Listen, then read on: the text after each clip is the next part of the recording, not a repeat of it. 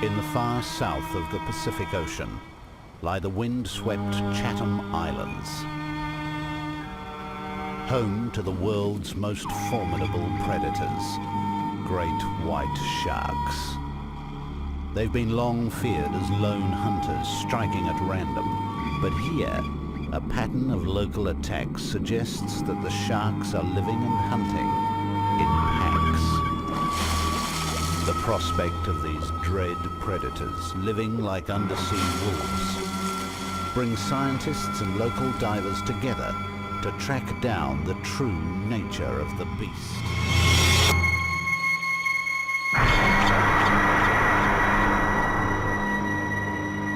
Of almost 400 known species of sharks, the great white stands out, notorious as the ultimate killing machine, a roving oceanic assassin that attacks out of nowhere. Its reputation is built on 400 million years of evolution that has honed its senses and its biology. Most fish are cold-bodied, but the white shark keeps critical areas of its body warmed. Instead of being lost to the sea, heat generated by deep muscle activity is recycled and warms incoming blood, keeping the shark's core up to 60 degrees warmer than the water. It boosts the shark's metabolism like a turbo engine to give great whites 45% more power than similar-sized fish. Warming the shark's brain increases the capacity to process information from a battery of super sensors, such as a huge taste and smell organ able to home in on prey from a mile away, and a network of hair-lined canals sensitive to the merest vibration in the water. Electrical senses that can actually track the nerve activity of prey. The heat-assisted super senses make the great white a predator without parallel, and its warm body means it can thrive even here in the chilled South Pacific, where Antarctic currents make the sea especially productive.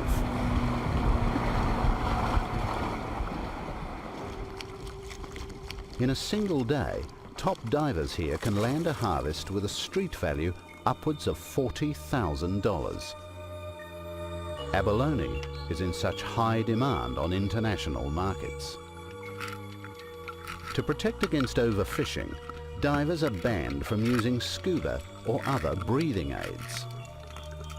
They can work only as long as they can hold a single breath, and must shuttle constantly between the seabed and their support boat. While on the seabed, a diver is relatively safe. But every journey to the surface is a gamble.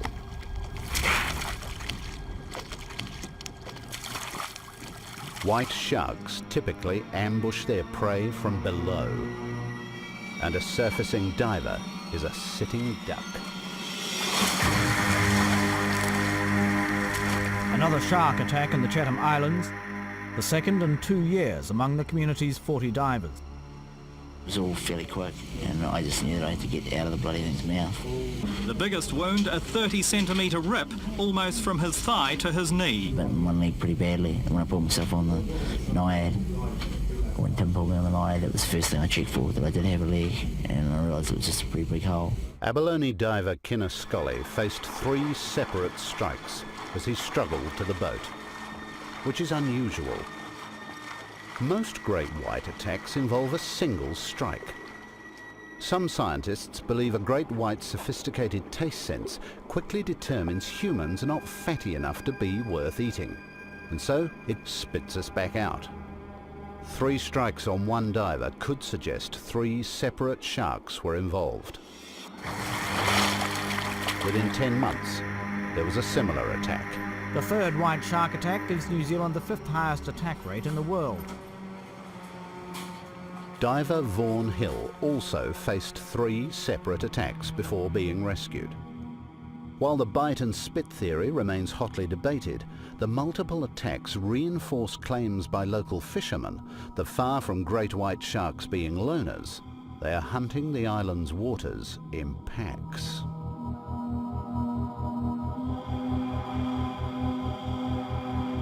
They say further evidence is provided by another pattern of terror that unfolds regularly on these remote islands. The Chathams lie 500 miles off the coast of New Zealand. They sit at the tip of a narrow finger of continental shelf, which protrudes into a deep trench used by many creatures as an oceanic highway from rich feeding grounds of the far south. Large marine mammals, such as these short-finned pilot whales, are able to make such journeys because of the concentrated fat in their blubber. Blubber stores more than twice the energy of fish flesh, and white sharks are known to feed on dead whales. But some island fishermen argue that sharks do more than scavenge. They say the sharks work together to herd healthy pilot whales into bays, running them aground in hundreds. Mass whale strandings like this one are a tragedy played out every year on beaches around New Zealand. For now, scientists can only speculate on the reasons, but fishermen say bite marks provide evidence of attack by numerous great whites. The idea of white sharks deliberately working in packs to herd whales is dismissed as pure speculation by many scientists who say it suggests cooperation far beyond anything white sharks are capable of. But others concede it might be possible that a pod of whales in unfamiliar shallows could be confused and panicked by great whites gathering in hope of a feeding opportunity, thereby driving the whales ashore. But the suggestion great whites may work together like a pack of undersea wolves raises questions about the risk Chatham Islanders take in diving without protection.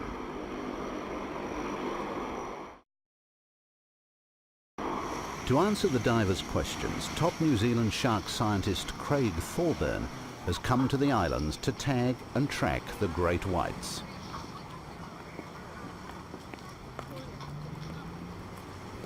He's brought with him nearly a ton of equipment for an expedition that will take several months. Craig will seek the help of attack survivor Kinner Scully in a hunt for creatures that nearly ended his life. Just finding the sharks is going to be a major challenge. They remain among the most elusive and least known animals on the planet.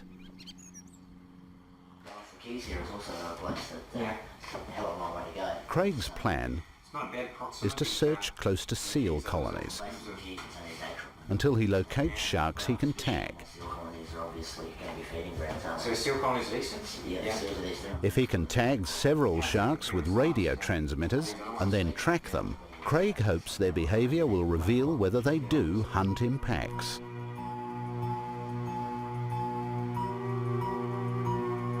What he's proposing has never been done before and will take the team into unknown territory. Their first target is off a desolate rocky fortress known as the 44s. It is a staging post for legions of ocean wanderers, including one of the world's largest colonies of royal albatrosses. But the team is more interested in the island's huge colony of seals. Young seals have exceptionally high levels of blubber that may tempt adult white sharks.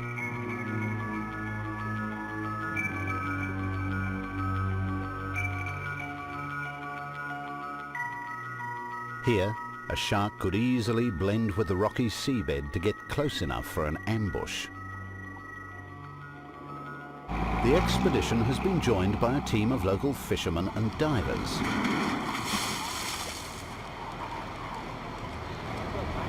They use the tried and proven method of chumming with fish offal to create a scent or burley trail to bring the sharks to the boat. If a shark gets close enough, Craig will use a barbed tag to attach a sonic transmitter to its back.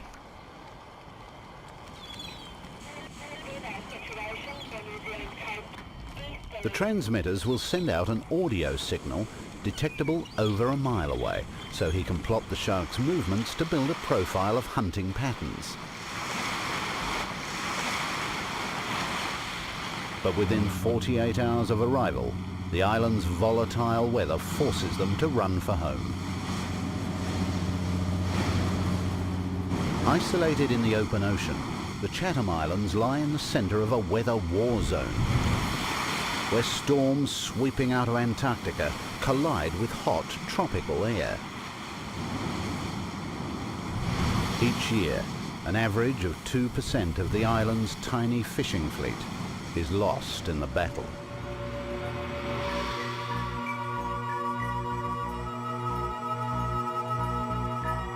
Struggling against the weather, it takes 6 weeks for the team to search each small island that has seal colonies. These are the obvious targets for marauding great whites. Yet, there's not a sign of a single white shark near any of them. Finally, the weather eases enough to allow the team to get to one last location, the low-lying Star Keys. They consist merely of a series of reefs that just break the sea's surface. But they're home to one of the largest seal colonies in the islands and should be an ideal hunting ground.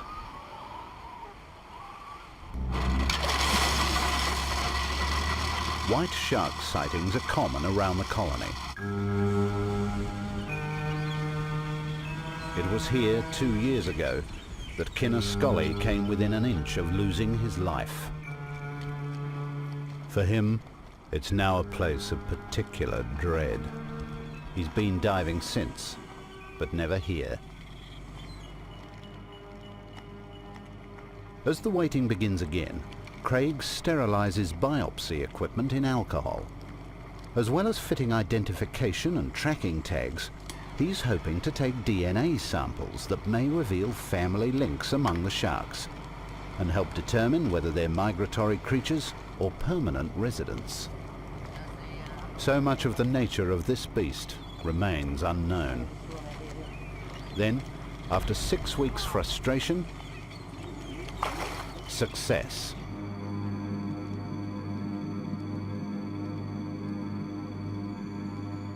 The large adult male circles gradually closer.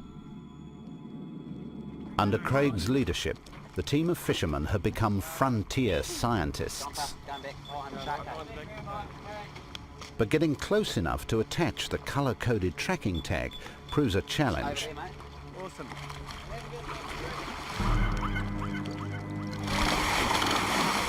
The shark takes the bait, but eludes the tag.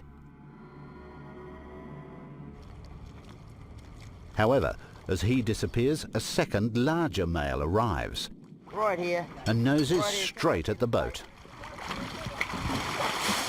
And this time, the tag finds its mark. Craig has gone face to face with many sharks, but this will be his first ever encounter with a great white. Both sharks are huge adult males. But are they the mindless monsters of folklore, or cunning pack animals that hunt like wolves? Their warm bodies give them a metabolic rate probably closer to that of mammals than of fish. But does it also make them intelligent enough to hunt as a team? Then a third shark approaches, larger again.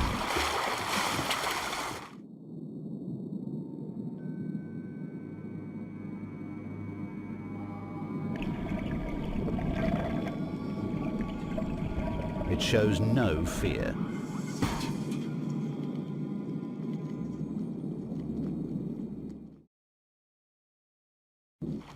With 3 sonic tracking tags in place, the team prepares to go after DNA samples. It will be possible only as long as the sharks remain tempted by the baits. But there seems little concern. Even as the lance that would take the tissue sample is being prepared, more sharks have shown up. They now have 6 huge sharks around the boat. All are large, mature males, a pack by almost any measure. The sonic tags reveal they are tracking up the Burley Trail, making erratic circuits seldom more than 100 yards from the boat or from one another. While the sharks are around, it's vital to gather all possible information. And that's best done underwater. Hey boys, I got my lucky weight belt on. I need to be shark proof. Right? So Kinner will join Craig in the cage. Video footage will help to piece together the truth of the shark's behaviour. But the last time Kinner saw a great white up this close, he was in its jaws. This one is 18 feet long, bigger than the one he knows attacked him here 2 years ago. Now, seeing so many supposed solitary animals together, Kinner is convinced that he was the target of 3 different sharks. It's rare to see one male great white of this size. To find 6 huge males in one place challenges much of what we thought we knew about these sharks. It's another boy. Sure. Conventional belief is that they are territorial animals that only cross paths incidentally. There it is, back of the boat, swimming around the shark cage. So when the Chathams offers abundant feeding choices, why are they all at this one place? Come on, people, come on, come to Papa. I only want to spin you. Good girl, good girl. Hey, you want a kiss? Oh, you're lovely. The answer could come from DNA. It may reveal that this remote island sharks are an isolated population that could have developed unique behaviour patterns, including pack hunting. But as suddenly as it began, the excitement is over. Before they can study the group any further, the weather again intervenes.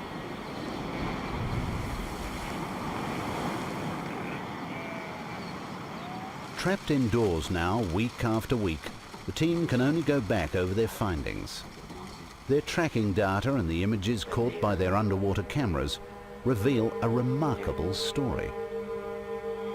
Finding 6 male sharks together, rather than spread around the island seal colonies, defies popular belief that white sharks are solitary creatures. It would seem to reveal a level of group behaviour scientists worldwide are only just beginning to suspect. The implications are as chilling to Kinner as the memory of attack. The scent trail could have drifted only a few miles from the boat. The sharks must all have been in the area already. It may just be a chance gathering, but it could also mean the sharks are working together. To find the seas they work are stalked by packs of killers is the last thing Kinner and the local divers want.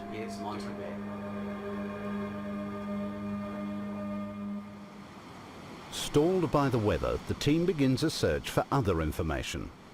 The shores of the main island's lagoon abound with fossilized shark teeth, stained black by peaty soils. It's not uncommon to find discarded shark teeth. Most sharks shed and replace teeth continually through their lives, producing 20 to 40,000 in a lifetime. But here, there are even teeth from 2 of the greatest sharks that ever lived, the extinct auriculatus and the even larger super shark, Megalodon. Some argue that the great white shark these jaws came from competed directly with Megalodon. But while it made the great white look like a minnow, giant teeth couldn't save Megalodon when oceans cooled, and the warm-bodied great white was left as the supreme hunter of the sea.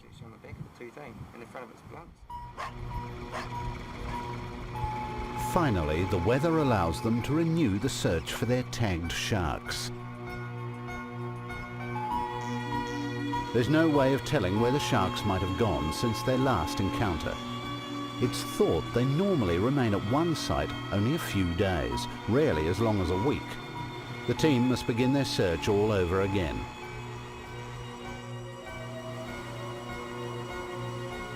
If a tagged shark is within a mile radius, the hydrophone should pick up its signal.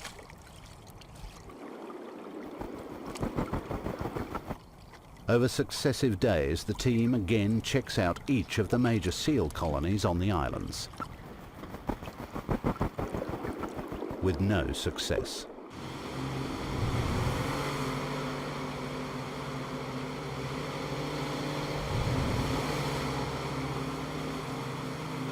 White sharks can cover 50 miles in a single day. With so many seal colonies around the islands, the search area could be 1,000 square miles. It's like looking for a needle in a haystack.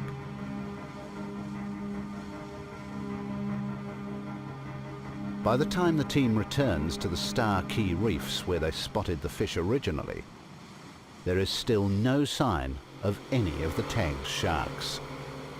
It appears the expedition has failed.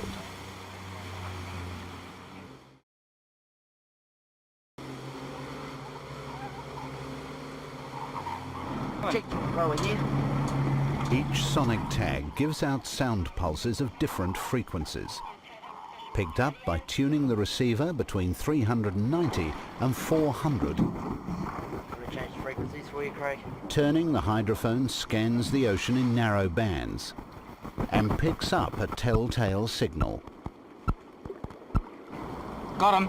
Got him. Whereabouts? Direction, mate. Do you want to turn the Go that game? way. That way. 400. It's the 400 Yeah, tag. just Turned up a bit.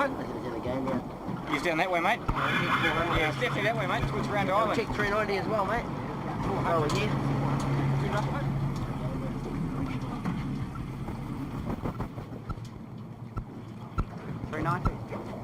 $390's out that way. And that's the one I saw. 2 of the sharks at least are still here.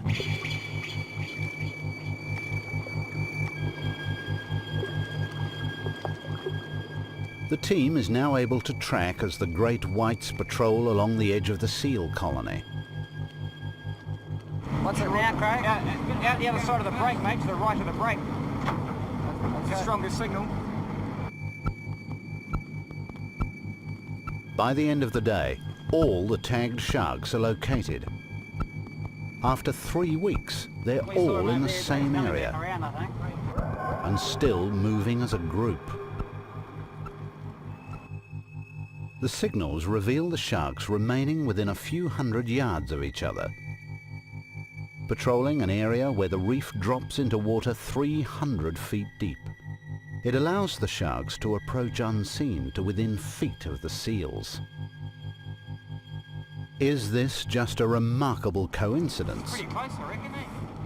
Or are Craig and the team finding a pattern that has been missed in several decades of great white research? Finding similar patterns over several days could prove pack behavior, but they'll get no chance. The volatile summer is over, and an unrelenting winter is descending on the islands.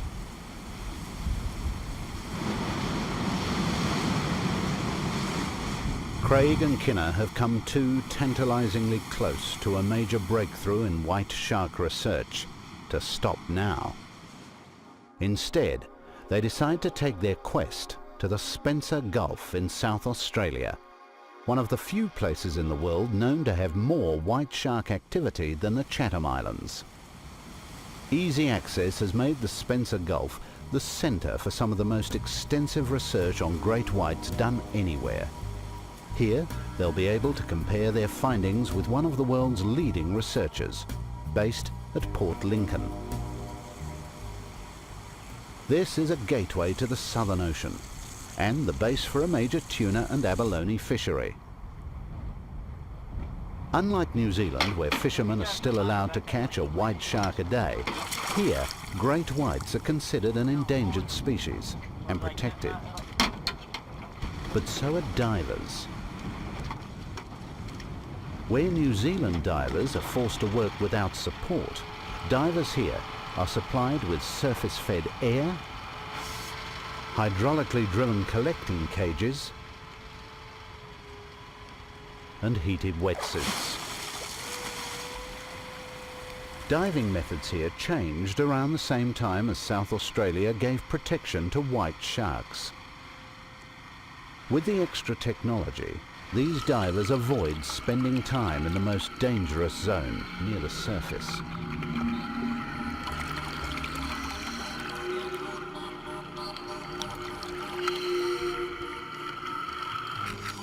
The air supply enables them to remain safely on the seabed for prolonged periods, instead of shuttling back and forth to the surface for every breath.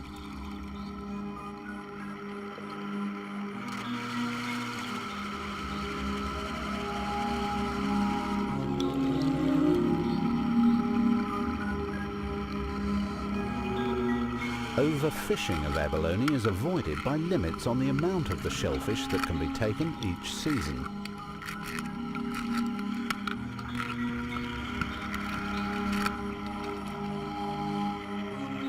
The air supply also enables a diver to fill airbags to send his catch to the surface, cutting out further perilous trips through the mid-water zone.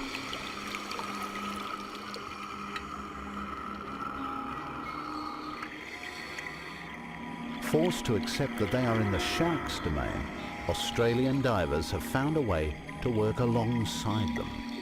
Ultimately, protection for Kinnis Scully and the Chatham divers may lie not in studying the shark's behaviour, but in changing their own. You had a good flight? G'day, how's it going? Mate. Nice to meet you. At Port Lincoln, Craig and Kinner team up with renowned shark expert Ian Gordon and former game fisherman Rolf Zabatsky, part of a new breed of shark researchers. Weather looks pretty good, so I think the go is to try to get out there as quick as possible, get into the bay at North Neptune, see if we can get some burley out. In a decade of pioneering field studies, Ian Gordon has probably tagged and tracked more white sharks than any other man.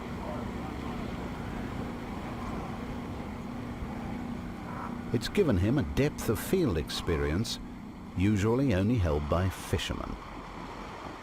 The New Zealanders have enlisted his aid in establishing whether the unexpected pack behaviour of the Chatham sharks is a local phenomenon or maybe typical of the species. The team heads out to a rocky archipelago at the mouth of the Spencer Gulf. It's remarkably similar to the Chathams, but protected by the Australian continent, it offers more dependable weather, allowing researchers more time on the water. Well, this is where all the baby seals are, all around here. Yeah. Right around the shore here, and this seems to produce really good white shark action in here. The Neptune Islands are breeding grounds for Australian sea lions, but also support one of the few colonies of New Zealand fur seals outside New Zealand waters. Newly weaned seal pups have twice as much blubber as adults. Their bodies are almost 50% fat, and they make naive targets. While the sharks hunt seals, Ian has found they also seem to like local southern bluefin tuna, possibly because its high proportion of red muscle makes it a protein-rich alternative to seals.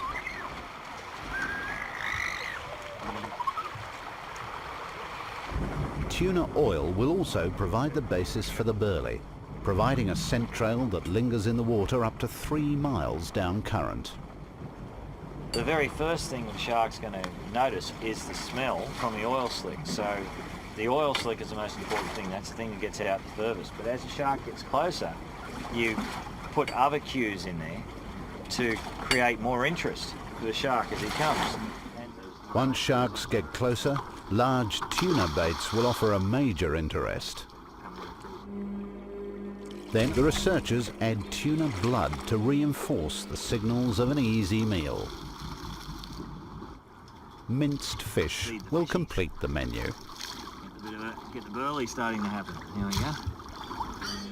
Where the mince really works, as far as the burley is concerned, is you get all these little fish coming in, feeding on the burley. They're churning the water up and making noise, and their cue sounds that if there's a shark towards the back of the burley slick, he'll feel that. He'll either hear it or feel it on his lateral line and then come in. The first day is predictably quiet. But less than 24 hours after arriving, The pace picks up.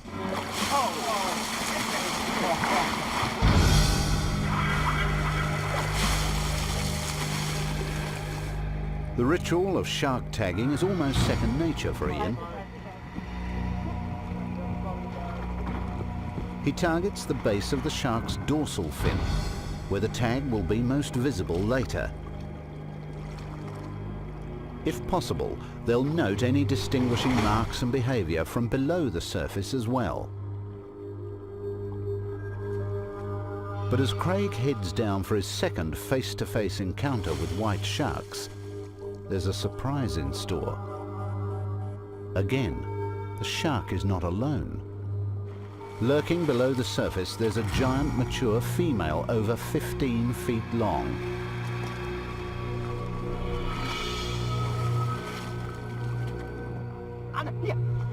And she's accompanied by a group of boisterous adolescents that sweep into the boat fast and curious. On your bait. Suddenly, there are sharks everywhere.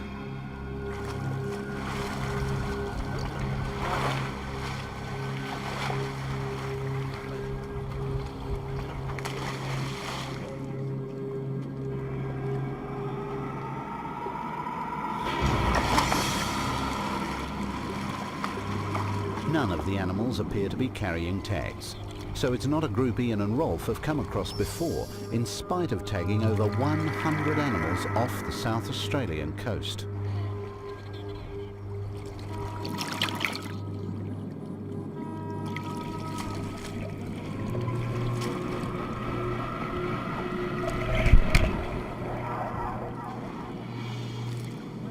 Ian will tag this group with new plastic tags that he's just developed. In the past, field studies have been hampered by reliance on tags that could only be read if the shark was caught. The new tags can be read 10 feet below the surface and without touching the shark again. Yes, we got it. We got him.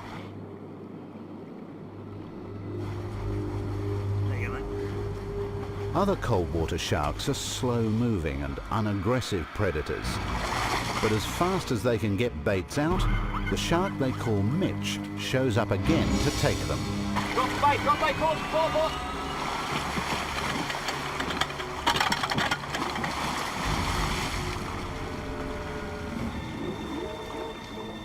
Got it. At last, with a full belly, Mitch loses interest and the team's attention can turn to others.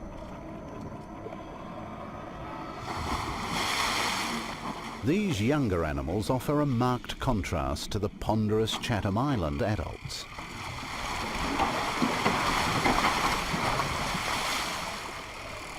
Oh, but you lost it again. But one they name after Kinner is of similar size and age to the others, yet of markedly different character. I couldn't see a tag in any of those runs, mate. Although far thinner, she seems barely tempted by the bait or aware of the activity around the boat. If Mitch reinforces the stereotypical image of white sharks, Kinner's manner is more cautious and calculating.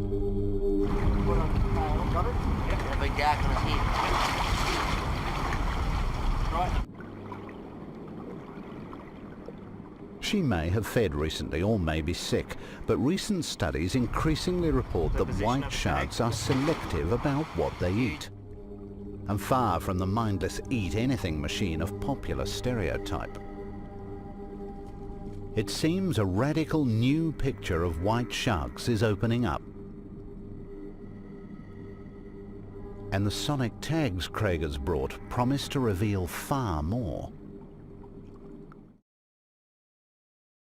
It'll ping 4, 5 and 6, that'll go 4 pings, 5 pings, 6 The pings. expensive sonic tags are new to shark research. They were developed for tracking high-value commercial fish stocks and have seldom been used for tracking non-commercial species such as white sharks.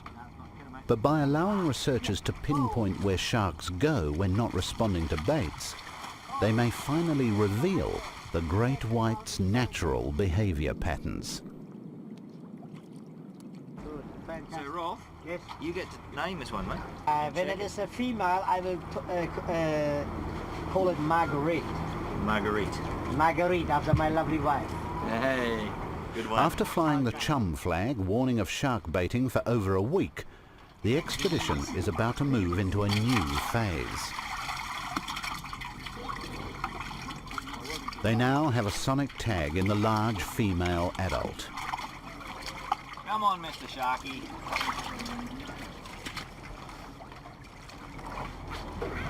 Most of the tracking stuff that's been done in has been, like as soon as they put the tag in, they've stopped burleying, eh?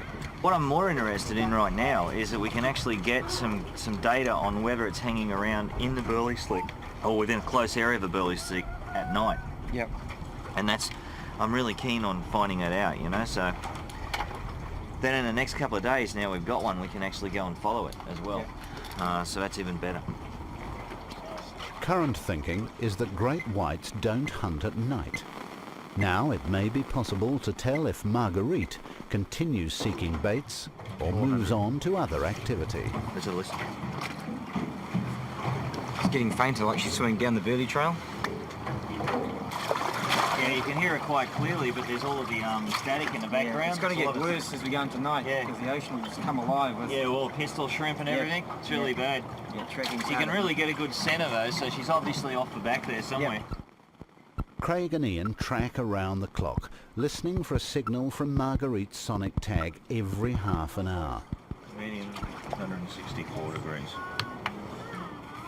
For 12 hours, the giant female remains within a mile of the boat. It's exactly the same compass bearing, but a strong signal. Okay, so it's... But despite continual monitoring, they lose touch with her.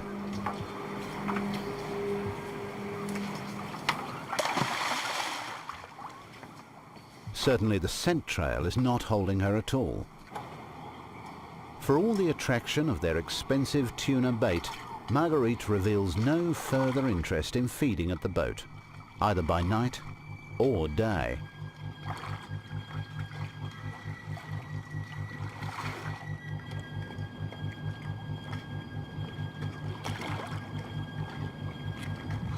Over 3 days she shows up in the bay in the hours before dawn, only to vanish again beyond signal range.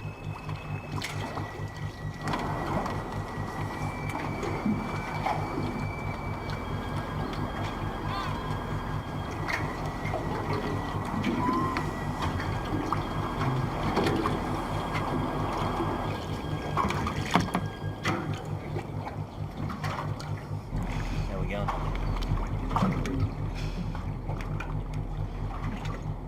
Nothing there. No reading? Okay. She may simply have lost interest in food. After a single meal of seal pup, white sharks seem able to go 2 weeks or more without striking again.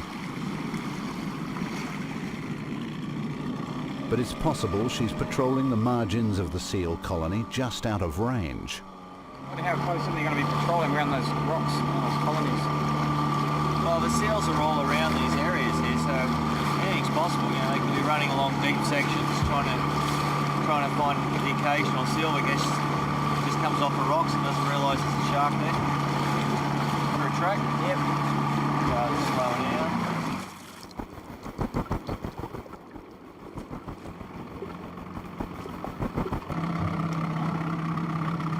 No, nothing here either. Nothing.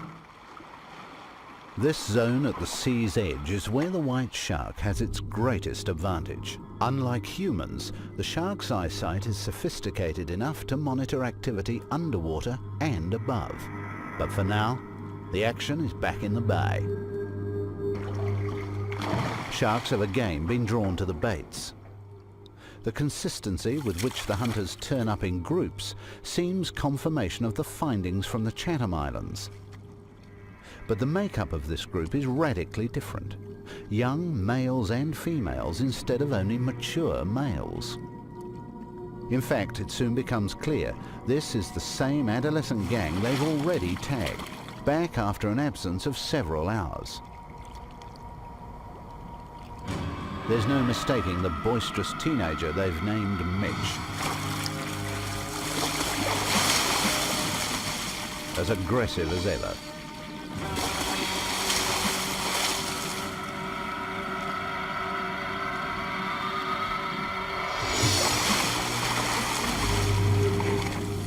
But there's no sign of Marguerite with the group. Perhaps the fish schools drawn to the burley are still tempting to these younger sharks, but not to the fully mature adult. It's thought white sharks feed almost exclusively on fish for their first 12 to 15 years, and begin to hunt marine mammals as they get older, faster and smarter. The bay may be a nursery area, favoured by young sharks in the transition to adulthood.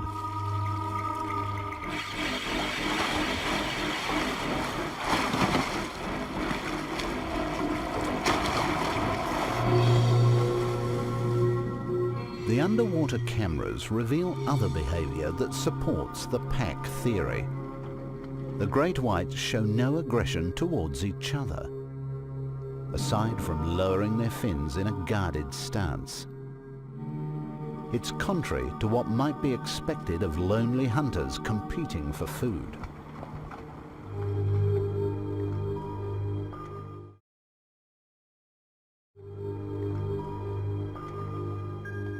The team continues the vigil into a fourth night, in the hope the adult female, Marguerite, returns and confirms her place in the pack.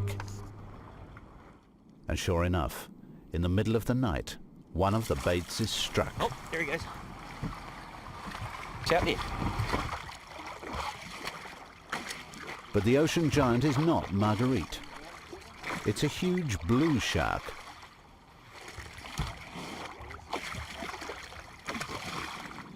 As long as the great whites and the most abundant of ocean sharks. But although a match for a great white in length, the blue shark is a fraction of the weight and has none of the speed or power. Its cold body simply can't sustain the metabolic rate of the warm-bodied white shark. Jeez, you really went for that bait. Marguerite and this blue shark are very different beasts. Come dawn, the team determined to find Marguerite. How about Marguerite? Well, that's pretty clean, eh? Yeah, it was a clean And she tag. came back anyway. And she came straight back in again. Then she cleared off in the middle of the night. And then came back at 3 o'clock. Came back again at 3 Marguerite o'clock, may cleared have off been an at 6 independent o'clock. shark simply She came back passing to your through. entire shift and But a she was group of gone, adolescents in got back close up. association with a mature female could suggest a family grouping, much like orca or other large marine mammals. If true, it's a major advance on anything previously suspected of white sharks.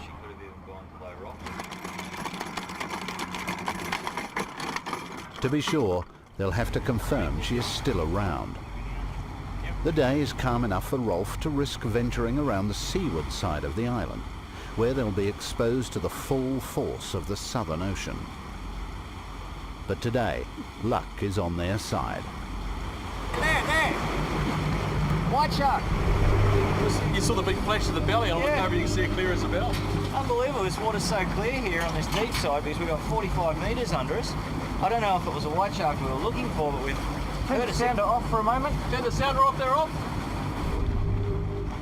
we heard a signal. And then all of a sudden there's a white shark swimming 10 feet under the surface. It's not Marguerite, but it's encouraging. And soon they have the reward they're after. Got her! Got her! We got her! Big one. 400? The telltale signal is coming from close to the rugged shore. Where is she? Lost her again. Had it, definitely had it. She's in here. It appears Marguerite may have gone around the next point, but the big female is there with at least one other shark. Found her, man. Found her. Yeah, up in a minute. All right.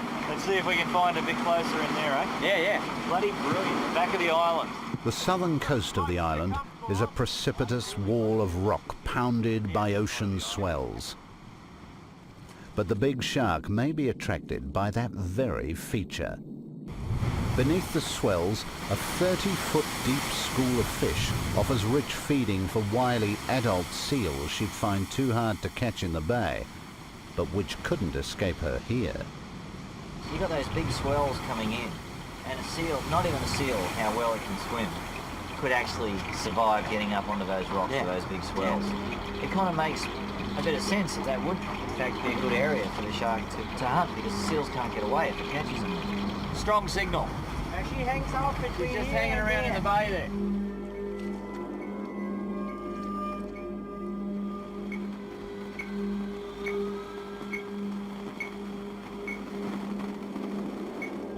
I lost her completely. Now she's come back strong.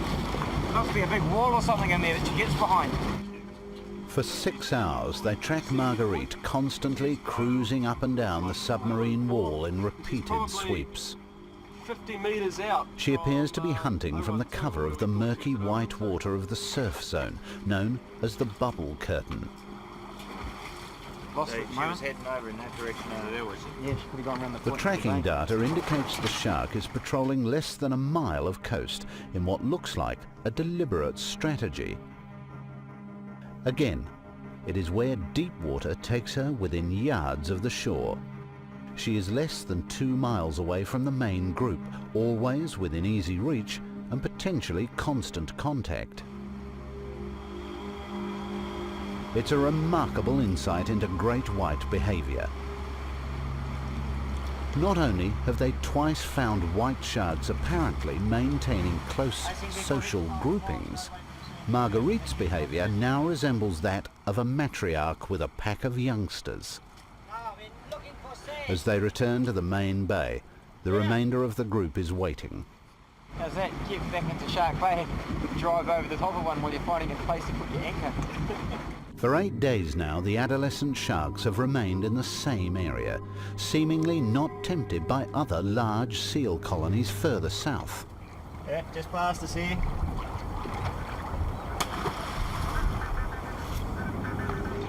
There's no real sense in them sort of cruising all the way down 6 or 8 miles down to South Neptune Island and turn around and come back with it.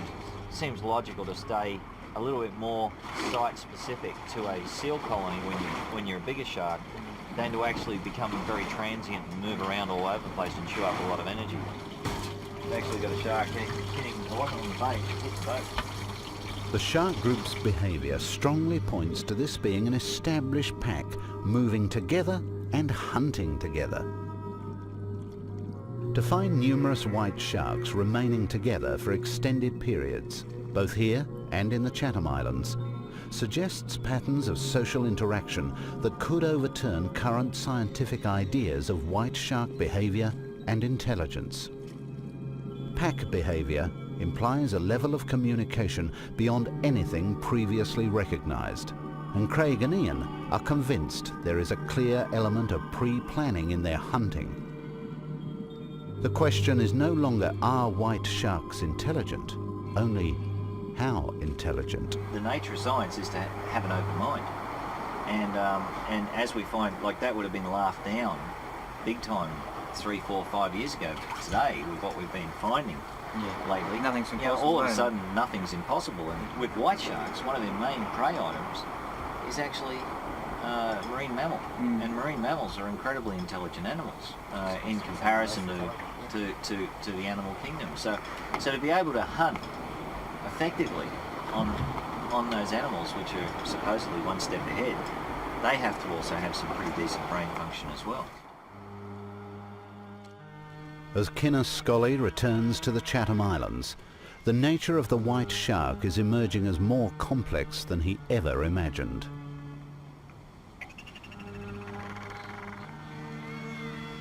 He can only hope local authorities soon allow divers access to cages and other protection offered in South Australia.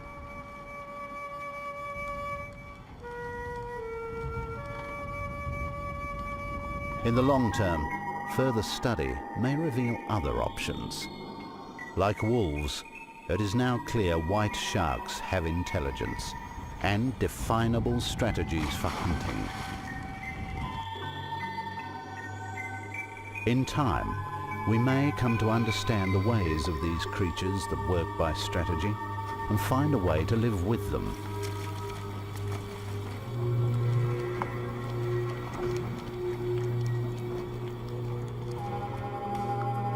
For like wolves, white sharks are important in the balance of life, and we should respect their role as top predators as much as we fear their bite.